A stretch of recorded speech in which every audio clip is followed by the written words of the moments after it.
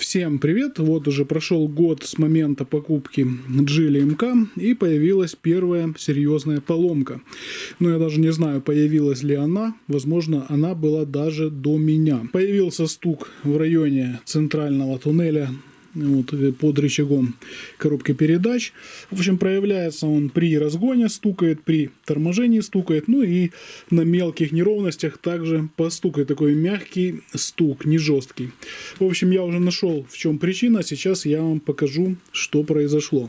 Ну, в общем, вот источник звука. Вот это вот разорванная задняя подушка двигателя. Она находится на задней стороне коробки передач. Полностью разорвана. И чтобы ее снять, нужно открутить еще вот эту вот защиту. Так, ну вот так вот она болтается. Я ее сейчас откручу и покажу вам, в каком она состоянии.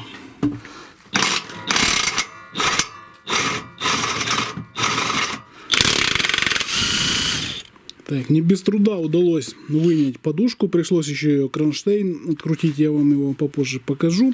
Ну, в общем, вот так вот выглядит подушка, она разорвана, вот, вся потрескана и размякла, она стала очень мягкой, полностью, конечно, не порвана, но она уже себя ведет не так, как должна быть новая. Вот приехала уже новая подушка от интернет-магазина Китаец, украинский интернет-магазин, бесплатно мне предоставил запчасти для обзора. Очень хороший магазин, быстро отправляют, прям в день заказа, перезванивают, переживают. В общем, я у них взял вот такую вот подушку и силиконовые провода. Силиконовые провода уже давно нужно было купить, так как у меня были разорванные провода, выгоревшие при покупке машины. Очень сильно троил двигатель. В общем, проблема была в том, что поотгорали внутри провода. Ну, это уже заменится само собой, их просто вытащить и новые вставить. Вот такие вот провода фирмы Кимико. Ну а пока займемся заменой подушки. Сейчас я ее распакую, посмотрим на нее поближе. В общем, вот такая вот задняя подушка Geely MK. Крепится на 3 болта. У меня почему-то было всего 2 гайки. Видимо, кто-то уже ремонтировал и болт задний не закрутил. Вот такой вот номер ее. Кому нужно, может кто будет менять, заказывать. Я, в общем-то, ссылку на нее оставлю в магазине Китаец. Вы сможете заказать точно такую же. Вот подушка. И вот такие вот провода и их номера. Чтобы снять подушку, пришлось еще вот этот вот кронштейн открутить. Он крепится на 3 болтах коробки передач. Вон 3 отверстия. С помощью гайковерта удалось открутить. Ну, я думаю, можно и с помощью обычного удлинителя воротка также это будет открутить, если у вас, к примеру, гайковерта нет. Ну, а я буду устанавливать все обратно. Сейчас установлю и посмотрим, что с этого получится. Установил новую подушку. Ну и теперь предположение, почему же она стучала. Сверху проходит вот трубка гидроусилителя, и она немножко подтекает, так как здесь стяжной хомутик, нужно будет установить винтовой.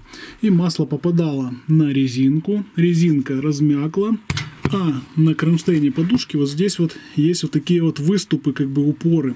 И если резинка размякла и ход вот этого кронштейна сильно низкий, это кронштейн, на котором коробка передач висит, то вот эти вот ушки, они стучат по балке, то есть прогибается и достает ухом до балки и постукивает.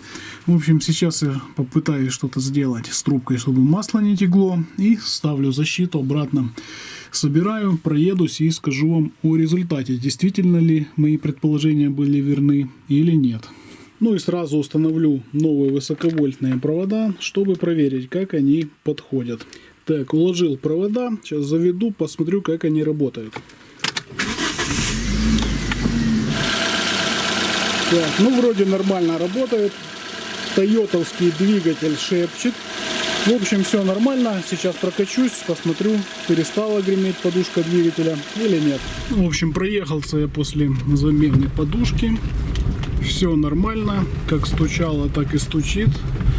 В общем, буду искать дальше. Дело было не в подушке. Так что подписывайтесь. Квест по поиску «Что стучит» продолжается. Надеюсь, в следующих сериях мы найдем, что же это было. На этом все. Всем пока. До новых видео.